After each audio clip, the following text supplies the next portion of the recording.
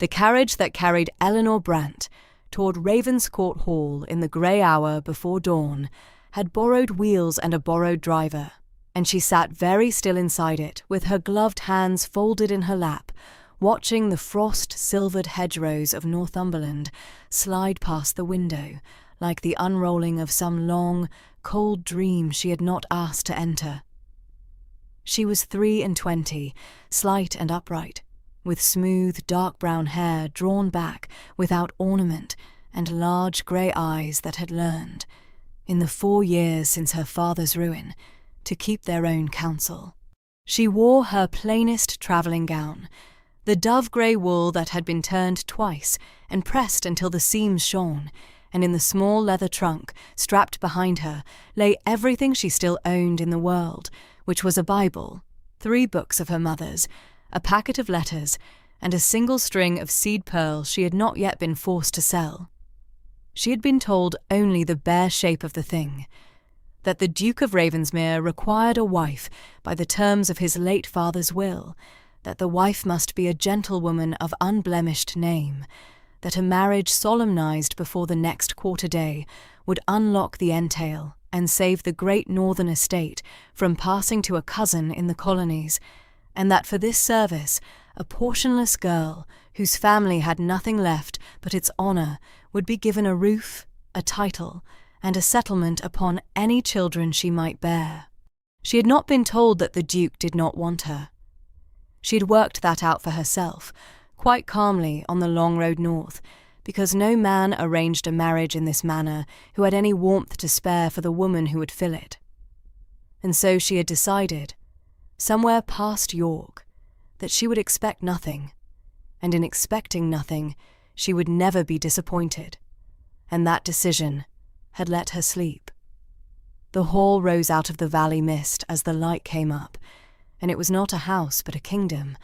a vast pale grey palace set high above its own valley, 140 tall windows catching the cold pink of the early sun, long stone terraces falling away in steps to formal gardens laid out like green embroidery, a deer park beyond, and behind it all the dark hanging woods and the bare moors climbing into cloud. Eleanor looked at it for a long moment and felt, beneath her careful composure, a small cold tightening of dread, for a house that grand was a house that would have very little use for a girl in a turned gown. The carriage did not stop at the great front steps. It carried her round to a side court, and a footman in plain livery handed her down, without quite meeting her eyes, and she understood that too. She was the necessary wife. She was not the welcome one. Inside, the cold of the marble hall struck up through the thin soles of her boots, and a housekeeper with a chatelaine at her waist looked her over once, head to hem, and said only that his grace would receive her in the library when she had washed the road from her face, and that the wedding was set for the day after next, and that there would be no guests. Eleanor thanked her, because she had been raised to thank, and followed a maid up a staircase wide enough to drive a carriage along, past a gallery of dead Ravensmeres in armour and ermine, who looked down at her with the same cool incuriosity as the living, and into a chamber so large and so cold that her single trunk, set down in the middle of the floor, looked like a child's toy abandoned on a frozen lake. She did not weep. She had given up weeping the year her father died. She washed her face in water gone nearly to ice, smoothed her hair, and went down to meet the man she was to marry. The library at Ravenscourt was a long room, walled floor to ceiling in books, with tall windows that gave on the terrace, and a fire that did almost nothing against the chill of so much stone. The Duke stood at the far end with his back to her, looking out at the grey morning, and when he turned, Eleanor was surprised, for she had built in her mind some soft, idle nobleman gone fat on his rents, and this was not that man. Adrian Vale, 8th Duke of Ravensmere, was tall and broad and weather-hardened in a way no drawing-room produced, with a sun-browned face, level sea-grey eyes, short dark hair the wind had been in, and a strong plain jaw set hard against the world. He had been, she would learn, a captain in His Majesty's Navy until his elder brother's death and his father's swift decline had hauled him off his quarterdeck and set him down in this great, cold house he did not know how to govern and had never wanted. He looked at her as a man looks at a duty he intends to discharge. He did not smile. He said, in a voice roughened by years of shouting into salt wind, that he was obliged to her for coming, that he would not pretend to her that this was anything but a matter of business, that she would be Duchess of Ravensmere in name and in law, and would be treated with every honour her rank required, and that beyond what the law and the will demanded of them, he would not trouble her, and asked with a stiff and almost soldierly courtesy that she would not trouble him. Eleanor heard him out to the end. Then she lifted her grey eyes to his and said, very quietly, that she understood him perfectly, that she asked for nothing he was unwilling to give, and that he need never fear she would mistake a business for affection. Something flickered across his weathered face at that, too quick to name, and was gone. He bowed, she curtsied,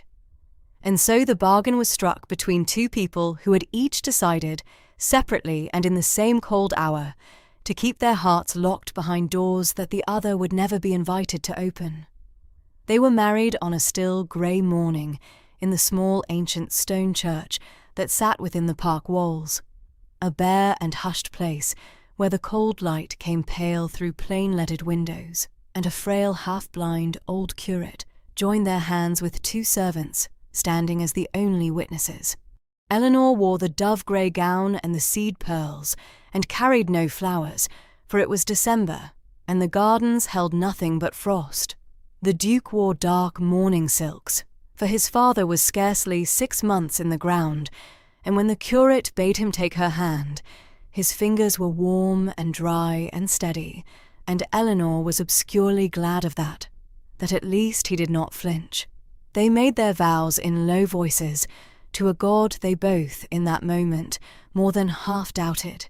and when it was done, the Duke set upon her finger a heavy old ring of dark gold graven deep with the leaping silver heart that was the crest of his house, a ring that had been his mother's and his grandmother's before her. And for one strange instant, as the cold metal slid home, Eleanor felt the weight of all the dead Ravensmere women settle quietly upon her hand. They drove back to the hall in silence. There was a dinner of sorts, the two of them at opposite ends of a table built for 40, and afterward he bowed over her hand and wished her good night, and went away to his own wing, and Eleanor sat alone in the great cold bedchamber and looked at the ring on her hand by candlelight, and understood that she was a duchess and a stranger, and, for all the splendour about her, more alone than she had ever been in the small, shabby rooms of her widowhood. She did not yet know about the children. She learned of them the next morning, when she rose early, unable to sleep in so much silence, and went exploring the wing the housekeeper had not shown her, and heard, behind a nursery door, the sound of a child crying as if its heart would break, and the helpless, exhausted murmuring of an overtaxed nurse. Eleanor went in without thinking. There were two of them, a boy of about 7, grave and pale and far too still for his age, and a girl of about 5 with her thumb jammed in her mouth and tears standing in her eyes. They were, she would learn, the orphaned children of the Duke's dead brother, the late Marquess, taken in when their mother followed their father to the grave within the same hard winter, and they had been shuffled from nurse to nurse and wing to wing in a house that had no time for grief that was not its own. The boy, Thomas, looked at Eleanor with the flat wariness of a child who has learned that strangers do not stay. The girl, Cecily, hid her face. Eleanor did not try to embrace them, for she knew that frightened creatures are not won by force. She simply sat down on the floor among the scattered toys, in her fine grey gown, and began, very quietly, to mend a broken wooden horse whose leg had come away, And after a long while, the boy edged closer to watch her hands, and after a longer while, the girl took her thumb from her mouth, and by the time the winter sun had cleared the moor, Eleanor had both of them leaning against her, one on each side, while she told them a story her own mother had told her, about a king under the sea. She did not know that the Duke had come to the nursery door. He had heard, as she had, the crying, and had come with the same helpless intention and none of the skill, and he had stopped in the doorway and stood there unseen, watching this grave, grey-eyed stranger he had married for the saving of his lands sit on the floor with his brother's broken children and bring them, with nothing but patience and a quiet voice, to the first peace they had known in months. He did not go in. He stood a long while in the cold passage, and then he went away, and something in the iron set of his face had shifted, very slightly, like the first crack that runs through river ice before the thaw. He said nothing of it to her. But that night, at the long table, he asked her, abruptly and almost roughly, how she had found the children, and Eleanor told him plainly that they were grieving and frightened and starved of any steady love, and that with his leave she would take their care upon herself, for she had nothing else to do with her days. And the Duke looked at her down the length of the candlelit table for a long moment, and then said, low, that she might do as she thought best, and that he was in her debt. It was the first warm thing he had said to her, and Eleanor, who had schooled herself to expect nothing, was annoyed to find that it lodged somewhere beneath her ribs and stayed there. The winter deepened, and Eleanor made herself useful in the only ways a portionless duchess could. She took the children wholly into her keeping, and the nursery wing, which had been the coldest and most neglected corner of the hall, became its only warm one. She taught Thomas his letters and his sums at a worn schoolroom table, and discovered that the grave little boy had a quick, clear mind and a hunger to be told he had done well that broke her heart a little each time she fed it. She taught Cecily to name the birds at the lake and to embroider a crooked, earnest little sampler, and let the child fall asleep against her shoulder in the long blue evenings. She learned the house too, room by cold room, and the people in it, and she learned where the rot lay, for a great estate left 6 months without a master who understood it had begun, quietly, to bleed. There were debts the late Duke had hidden, and the new one had not yet uncovered. There was a steward, a smooth man named Pelham, who kept the books in a hand too neat to trust. And there was the Duke's aunt, the Dowager Lady Ravensmere, his late father's sister, a tall, gaunt, imperious woman of 60 with silver hair dressed high,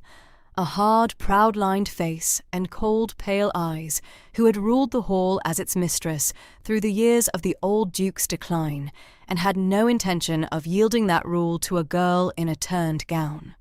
Lady Ravensmere had wanted the Duke to marry elsewhere, had a candidate of her own choosing, a cold, golden-haired beauty named Miss Augusta Carr, whose ambitious mother had been angling for the match for 2 seasons, and the Dowager looked upon Eleanor as an upstart and an obstacle, and made her feel it in 100 small daily cruelties, in the seating at table, and the precedence in the hall, and the cool insolence with which the upper servants, taking their cue from the aunt, contrived to mishear the new Duchess's instructions. Eleanor bore it all with a calm that maddened the Dowager more than any tears could have. She did not fight for precedence she did not want. She simply went on quietly being kind to the children,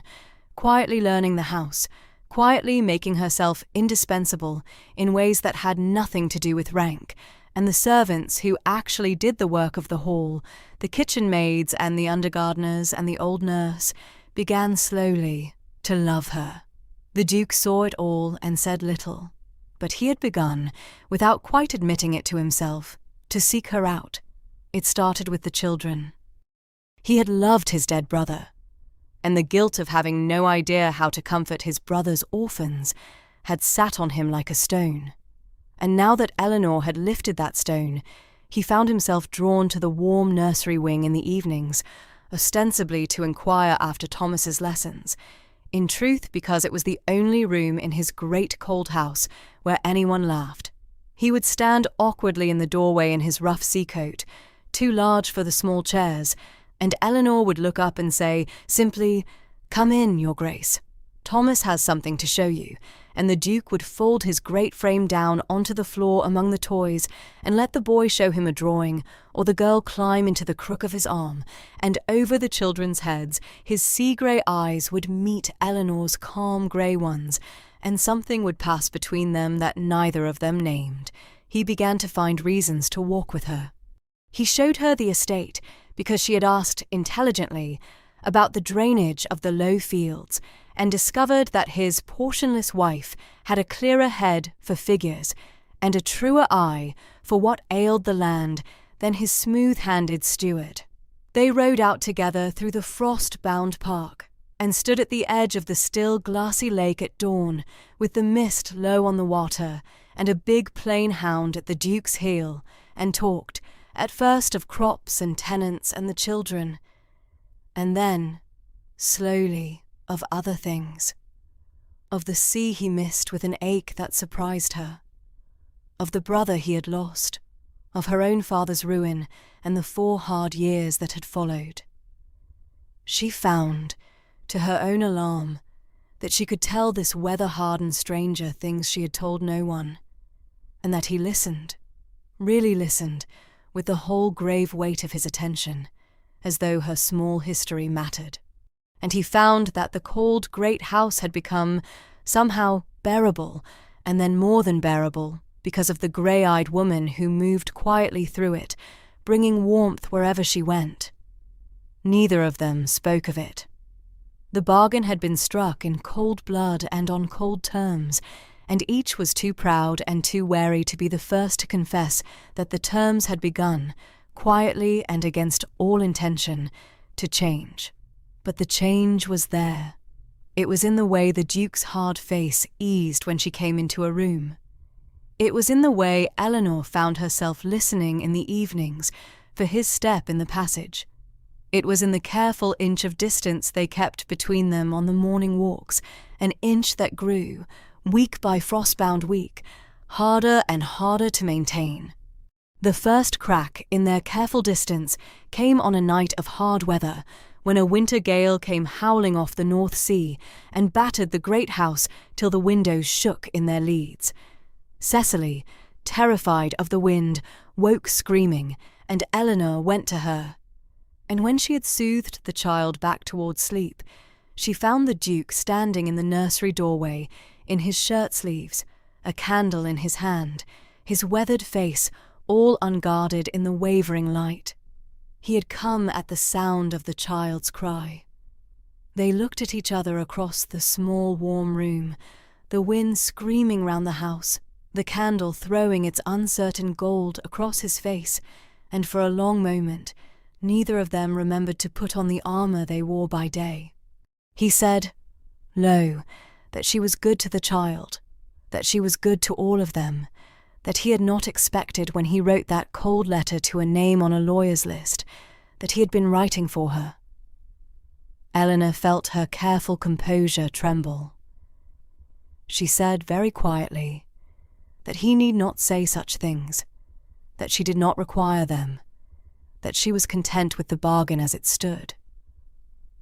And the Duke said, with the blunt honesty of a man who had spent his life giving orders and none of it learning to court a woman,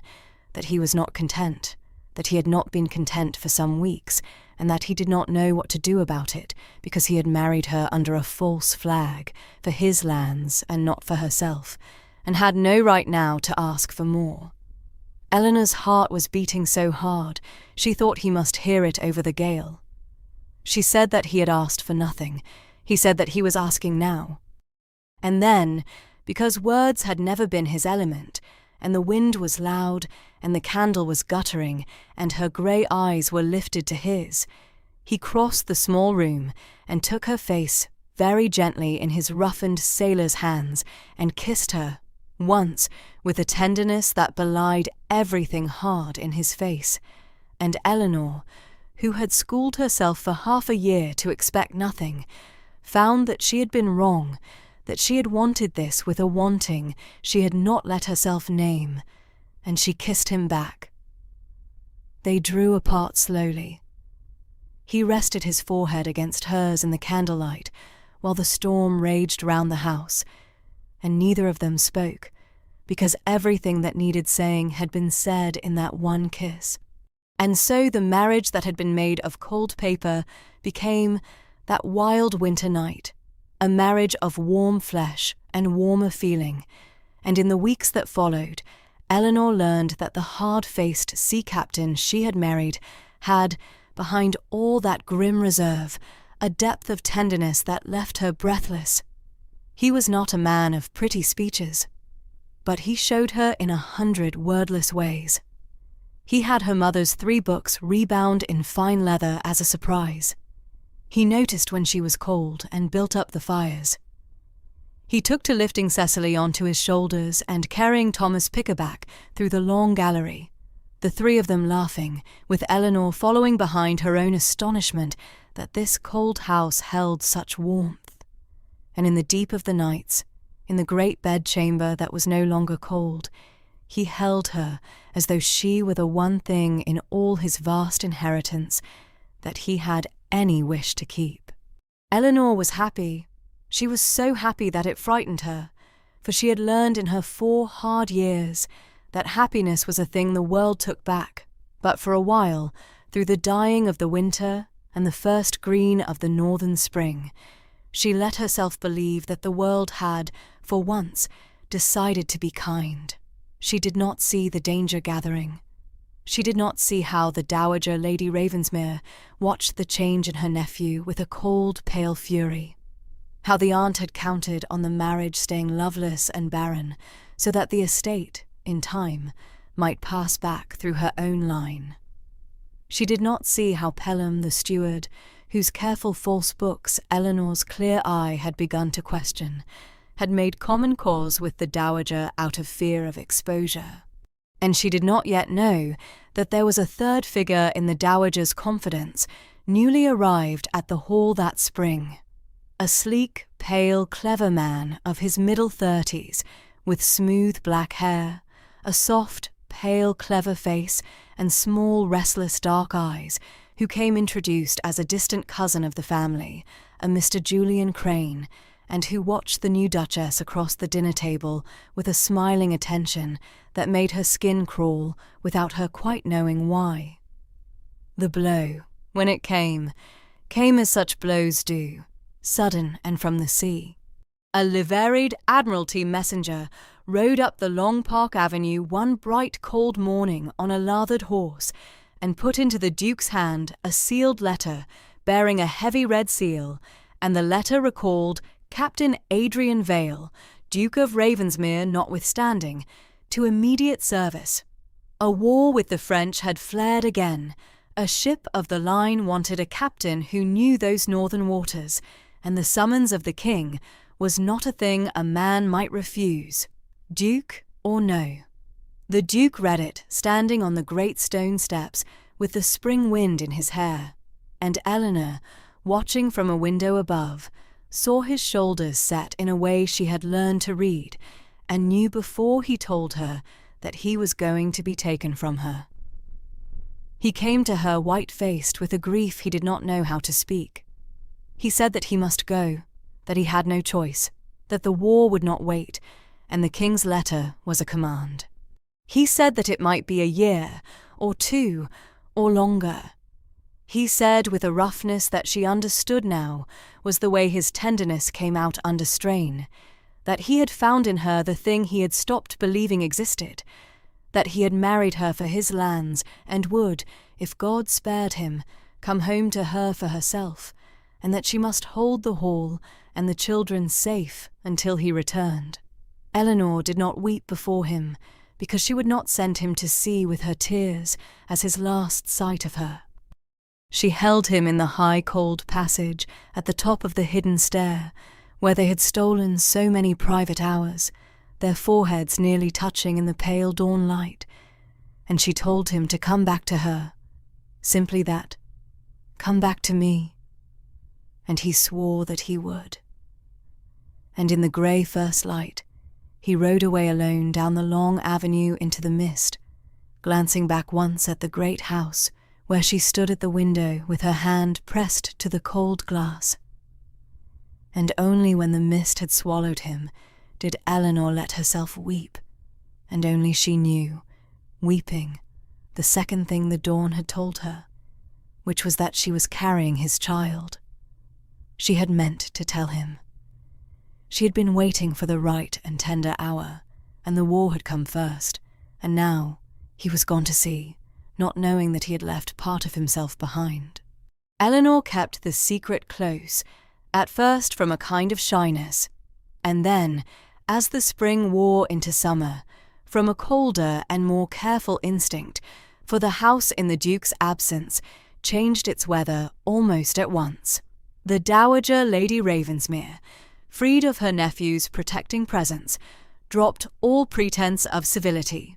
She moved openly to retake the governance of the hall, countermanding the Duchess's orders, dismissing servants loyal to Eleanor, installing her own creatures, and treating the young Duchess as an interloper to be tolerated only until she could be got rid of. Pelham the steward grew bold in his false accounting, and Mr. Julian Crane, the smiling cousin, made himself always present, always watchful, always contriving to be where Eleanor was, with a soft, persistent attention that she came at last to understand for what it was. He cornered her one evening in a dim stone passage, lit by a single swinging lantern, and put off his smiling mask, and told her plainly and coldly what the scheme was. The Dowager, he said, intended that the Duke should not come home to a wife. There were ways. A man at sea in a time of war did not always learn the truth of what passed at home, and a young wife left alone might be made to seem to have forgotten her vows. A whisper here, a forged letter there, a witness suborned. And if the Duchess were wise, Crane said, she would secure her own future by an understanding with those who held the real power at Ravenscourt now, meaning the Dowager, and meaning, with a soft and insinuating smile, himself. Eleanor understood that she was being threatened, and that she was being propositioned, and that the two were meant to work together. The threat to frighten her and the proposition to offer her a way out, and that the man before her thought a portionless girl would take it. She drew back from him with a white face and blazing eyes, and when he reached out and laid a soft, pale hand upon her arm, she wrenched it free and struck him a ringing slap across his smooth cheek that snapped his head round and left the print of her fingers livid on his pale skin. She told him, in a low, shaking voice, that she was the Duchess of Ravensmere, that she had made her vows before God, that she would keep this house and these children for the man who would come home to claim them, and that if Mr. Crane or his patroness laid a finger on her or hers again, she would see them both before the magistrates if it cost her her last breath. And then she turned and walked away down the dark passage with her head high, though her heart was hammering and her knees had gone to water, for she had just made open enemies of the two most dangerous people under that roof, and she was alone, and with child, and the man who might have protected her was 1,000 miles away on the grey, heaving sea. The months that followed were the hardest Eleanor had ever known, harder even than the years of her widowhood, for now she had others to protect. She wrote to the Duke faithfully, long letters full of the children and the lake and the small doings of the house, letters in which she said nothing of the Dowager's cruelty or Crane's threat, because she would not have him distracted by fear for her when his own life hung on his attention to his ship. And she did not know, for many months, that not one of those letters ever left the hall, that Pelham took them from the post-bag and burned them in the steward's grate, and that the Duke at sea, receiving nothing, was left to wonder in the long watches of the night whether the wife he had come to love had forgotten him after all. The dowager pressed her advantage. She could not turn Eleanor out, for the law and the marriage settlement protected the Duchess's place, but she could make her life a slow misery, and she did. Eleanor was given the worst rooms, denied the housekeeping money, watched and reported on by the dowager's spies. When her condition could no longer be hidden, and it became known through the house that the Duchess was with child, the dowager's fury turned to something colder and more frightening, for a child, an heir of the Duke's own getting, undid all her long scheming at a stroke. There were small accidents after that. A loose stair rod, a girth cut nearly through. That might have been chance and might not, and Eleanor, understanding at last that her enemies wanted not merely her unhappiness, but the death of the child she carried, and perhaps her own, drew the children close and trusted no one but the few old servants whose love she had won, the old nurse and a grizzled under-gardener and a kitchen-maid named Bess, who carried, at her own peril, the one letter that at last got through. For Eleanor had grown wise to the burning of her letters, and she wrote one final time, not to the Duke, but to an old white-headed family lawyer in the county town, a Mr. Hartwell who had served the Ravensmeres for 40 years and had no love for the grasping dowager, and in that letter she set down plainly all that had passed, the cruelty, the threats, Crane's proposition, the suspicious accidents, the false accounts she had glimpsed in Pelham's too neat hand, and she gave the letter to Bess, who walked 12 miles through a winter night, to put it into the lawyer's own hand. What Eleanor did not know, and what Mr. Hartwell knew very well, was the true state of the Ravensmere settlement. For the old Duke, the present Duke's father, had been no fool, and the will that had required his sailor son to marry had contained a further clause, little remarked at the time, which Hartwell now drew from his black tin strong-box and read again by lamplight with a slow, grim smile. That should the Duke beget a legitimate child, that child's mother, the Duchess, was named sole guardian of the heir and sole administratrix of the estate in the Duke's absence, with full power over its lands and its servants and its stewards, the dowager's long regency notwithstanding. The old Duke had foreseen, perhaps, the very war that had come, and had armoured his son's wife against exactly the sort of usurpation the dowager now attempted. Eleanor held the whole power of Ravenscourt in her hand, and did not know it. And Mr. Hartwell, reading her desperate letter, corded up his strong-box, ordered out a post-chaise, and set off north, along the frozen winter roads to tell her so.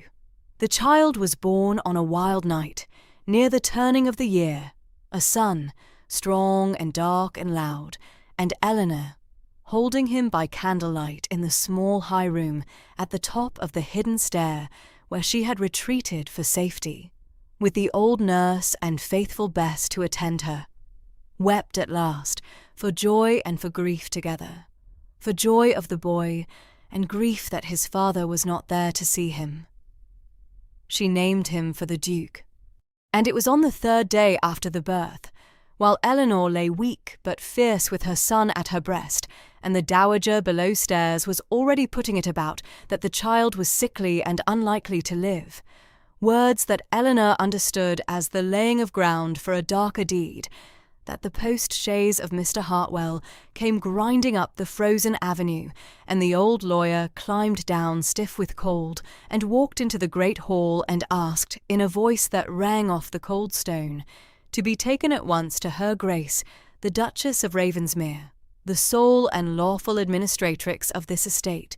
whose summons he had answered. The arrival of the old lawyer changed everything in the space of an afternoon.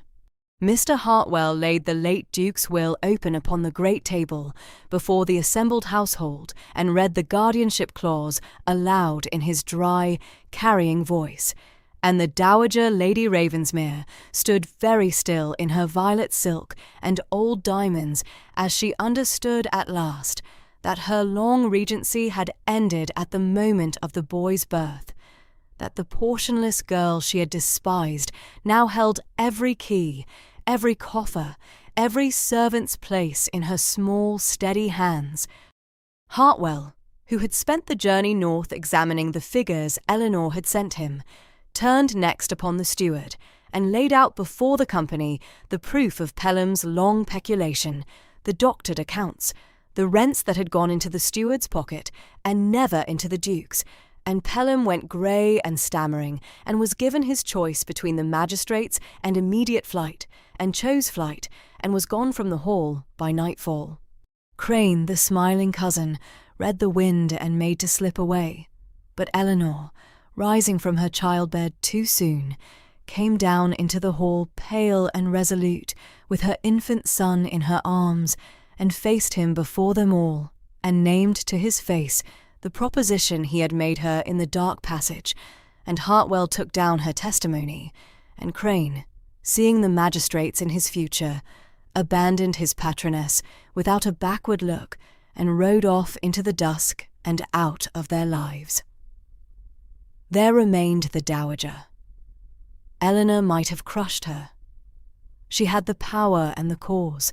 and the old woman, stripped of her schemes, stood gaunt and proud and defeated, and plainly expected to be turned out of doors to end her days in some mean lodging. But Eleanor, holding her son, looked at her husband's aunt for a long moment, and found that she had no taste for vengeance, only a great weariness and a longing for peace in this house against the day its master should return. She told the Dowager quietly that she might remain at Ravenscourt in a manner befitting her birth, on the single condition that she never again raise her hand or her voice against the children or the servants, that Eleanor would rule the hall now, and would rule it kindly, but would rule it, and that there had been enough cruelty under that roof to last 100 years. The Dowager, who had expected a sword and was offered instead a strange, undeserved mercy, sat down suddenly in a great chair and put her hard old face in her hands, and something in her that had been frozen for a very long time cracked and gave way, and from that hour, slowly and grudgingly, and then with a shamed and growing devotion, she became Eleanor's ally, for there is no servant so loyal as a proud heart that has been forgiven a wrong it cannot undo. Through the rest of that winter and the long spring that followed, Eleanor governed Ravenscourt. She set the accounts straight, and forgave the back rents of tenants the dishonest steward had bled, and reopened the cold great rooms, and filled the nursery with the laughter of 3 children, now instead of 2. But through it all she waited, and listened for news of the war, and slept badly, for no word came from the sea, and the only letters that crossed her path were the brittle public gazettes that spoke of engagements and casualties in cold print, and more than once she read a list of the lost with her heart in her throat, and her son asleep against her, searching for the name she most dreaded and could not bear to find. It was high summer before the news came, and it came badly at first, and then mended into the greatest joy of her life. A battered Admiralty dispatch reached the county, and the Gazette that followed it carried word of a great action far off a distant rocky cape, a savage running fight in a rising gale, a French squadron broken and scattered, and among the English ships, heavily engaged the name of the Duke's vessel, and the report that she had been dismasted and grievously mauled, and her captain wounded, and that the ship had limped at last into a southern port, with her colours still flying, but her captain's life in doubt. Eleanor read it standing in the long gallery, and the floor seemed to tilt beneath her, and she gripped the back of a chair and would not let herself fall, because there was no certainty in it, only that he had been alive and wounded when the dispatch was written, and she chose with a fierce act of will to believe that a man who had survived shipwreck and storm and the king's enemies would not be carried off now, not when she and his son and his brother's children were all waiting for him at the top of the world. She sent Hartwell south for sure news. She prayed. She waited. The summer wore on, and the harvest came in gold across the home fields, and one warm evening near the end of August, when the light lay long and amber across the park, and Eleanor sat on the terrace with her son on her knee, and the two older children playing on the grass below, a travelling carriage that no one had announced came slowly up the long avenue, and stopped before the great steps, and a man climbed down from it, slowly, leaning on a stick. He was gaunt, and burned dark as old leather,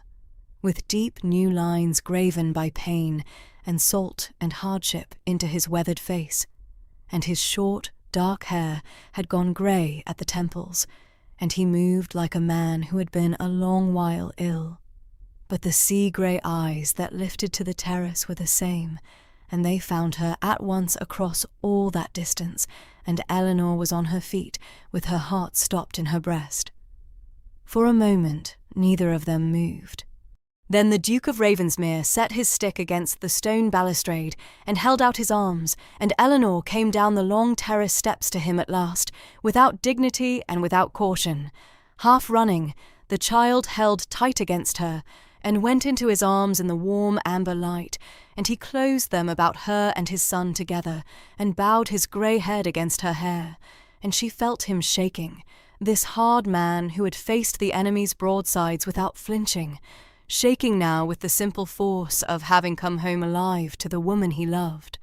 He had received not one of her letters, he told her brokenly, his face buried in her hair. He had spent 2 years believing himself forgotten, fighting his ship and nursing in the dark a grief he never spoke of, the conviction that the warmth he had found at Ravenscourt had been a winter's dream that the spring had melted,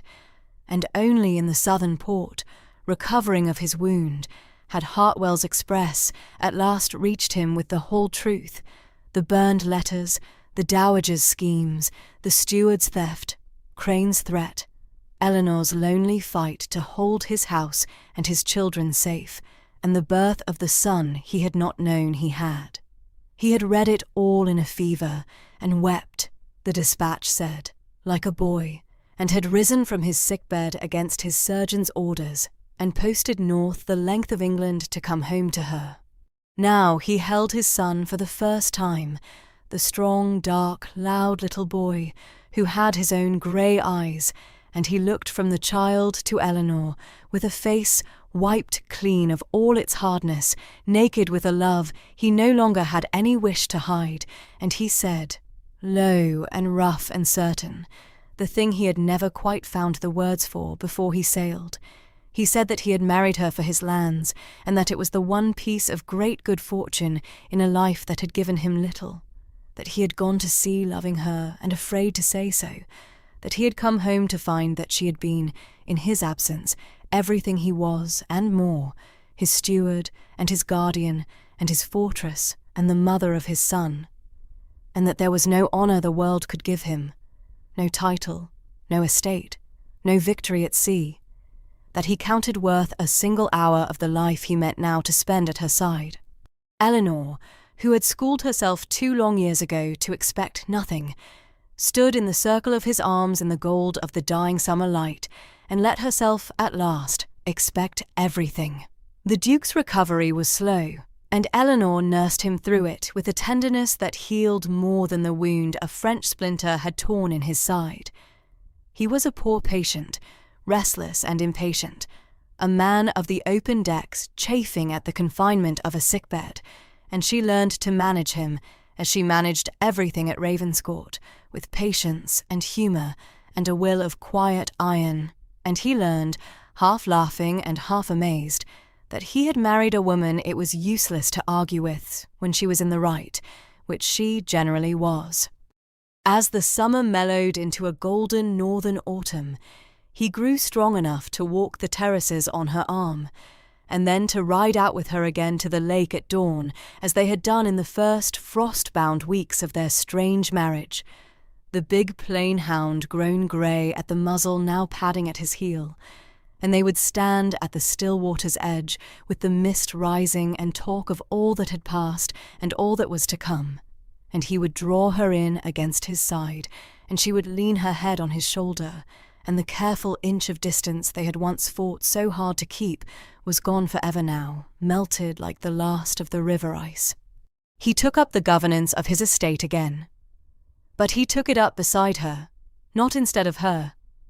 For he had read in Hartwell's dispatch and seen with his own returning eyes how well she had ruled in his absence, and he was too wise and too proud of her to push her back into the shadows. They went over the accounts together at the long library table in the evenings, the lamplight gold between them, and rode the bounds of the land together by day, and the tenants who had known only neglect and a thieving steward learned to love the master and mistress who came among them, who forgave a bad year's rent and mended a leaking roof and stood godparents to their children. The Dowager Lady Ravensmere, transformed by the mercy she had been shown, became the fierce protector of the family she had once schemed against, and was happiest now with the Duke's small son upon her knee, teaching the boy the names of his ancestors in the long portrait gallery, and Eleanor, watching the proud old woman's hard face soften into something like joy, was glad past speaking that she had chosen forgiveness over vengeance in the cold hour of her power. Thomas and Cecily, who had come to her grieving and frightened and far too still, grew up straight and laughing and sure of their place in the world, for they had a mother again in all but blood, and an uncle who carried them on his shoulders, and a small loud cousin to torment and adore. The great cold house that had once struck the chill up through Eleanor's thin boots was cold no longer. It was full of light and fires and footsteps and the laughter of children, and the servants who ran it did so out of love and not out of fear, and the 140 windows that had caught the cold pink dawn on the morning of her arrival now caught the warm gold of 100 evenings when the family sat together in the long drawing-room and the Duke read aloud and Eleanor sewed and the children dozed by the fire. There was one thing yet that the Duke wished to do, and he did it on a clear bright morning at the very end of that golden autumn, the anniversary, near enough, of the cold December day they had been married. He came to Eleanor in the nursery where she sat with their son, and he was dressed with unusual care, and he held out his hand to her and asked, with a shyness strange in so commanding a man, whether she would walk with him to the little church within the park walls. She went, wondering, the leaves drifting gold and russet across the path, and found the small ancient stone church, not bare and hushed as it had been on their wedding day, but warm with candlelight and banked with the last flowers of the season, and the frail old curate, near blind now and very glad, waiting at the stone altar, and all the household gathered in the pews, and the dowager in her violet silk with the baby in her arms, and Thomas and Cecily scrubbed and solemn in their best. The Duke led her to the altar and turned to face her there, and took both her hands in his roughened sailor's ones, and told her, before them all, that they had been married once in cold blood and on cold terms, two strangers discharging a bargain, and that he could not bear that the only vows they had ever made should have been made so,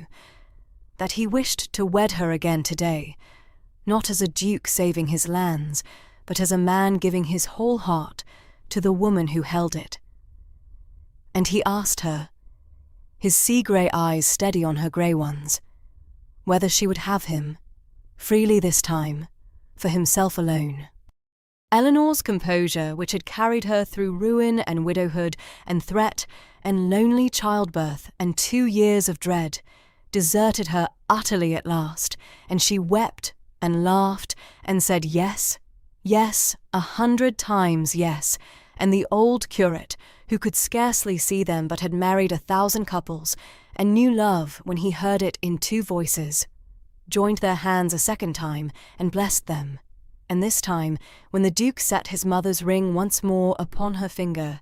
it slid home, not as the weight of all the dead Ravensmere women, but as the warm promise of all the living years to come. They walked back to the hall, through the falling gold of the leaves, man and wife twice over, his arm about her and her head against his shoulder, and their son crowing in the dowager's arms behind them, and the two older children running ahead through the drifts of autumn, and the great pale house caught the noon sun in all its 140 windows, and seemed, for once, to be smiling. And in the years that came after, long, quiet, prosperous years, when the war was won and the Duke hung up his sword for good, and grew old at Ravenscourt with the wife he had married for his lands and kept for his heart, he would say, when the tale was told of how the 8th Duke of Ravensmere had wed a portionless governess sight unseen for the saving of his estate, that the will of his shrewd old father had indeed saved the estate, every acre of it, but that this had been the least of what that cold clause had given him. For it had set in a borrowed carriage on a frost-silvered road. One December dawn, a grave grey-eyed girl in a turned grey gown, who had come north expecting nothing and asking for nothing, and who had brought into his cold great house and into his colder closed heart a warmth that no fortune could have bought and no enemy could ever take away. And Eleanor, hearing him tell it, would only smile her quiet, serene half-smile and reach across to take his weathered hand in hers, the old gold ring with its leaping silver heart catching the firelight on her finger, and think that of all the long roads she had ever travelled, the cold one north to a stranger's house had carried her, in the end, the whole way home. And if any asked, in those later years, when the falling in had truly happened, neither the Duke nor his Duchess could have named the hour, for love had come upon them both the way the northern spring comes to that high cold country, not in a single morning, but in 1,000 small, unnoticed thaws. It had been in the way he learned, that first hard winter, to bring her a second candle without being asked when he found her reading late. It had been in the way she learned the cant of the sea from his idle talk, and surprised him one evening by knowing a halyard from a sheet, so that he laughed aloud, a rare rough sound, and looked at her with a new and startled warmth. It had been in the long walks by the lake when their talk ran out, and the silence between them grew, by slow degrees, from the silence of strangers into the deeper silence of two people who no longer needed words. He had courted her, that grim, unromantic man, without ever quite meaning to and without ever calling it courtship. In the rebound books and the built-up fires, in the way he would ride a mile out of his road to show her a hawk's nest he thought might please her, in the careful grave attention he gave to her smallest opinion. And she had courted him in turn, in the only coin she had, which was the warmth she made of his cold house and the love she poured upon his brother's broken children, and the steadiness with which she stood at his side when the troubles of the estate would have overwhelmed a softer woman. By the time the wild storm night came, and he crossed the small warm nursery to take her face in his hands, there had been nothing sudden in it at all. It had been only the last thin pane of ice giving way over a current that had been running warm and deep beneath them both for months. Eleanor remembered, in particular, one ordinary evening from that brief, sweet season between the storm night and the coming of the war,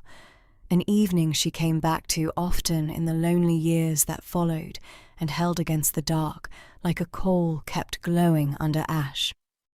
The four of them had been in the nursery,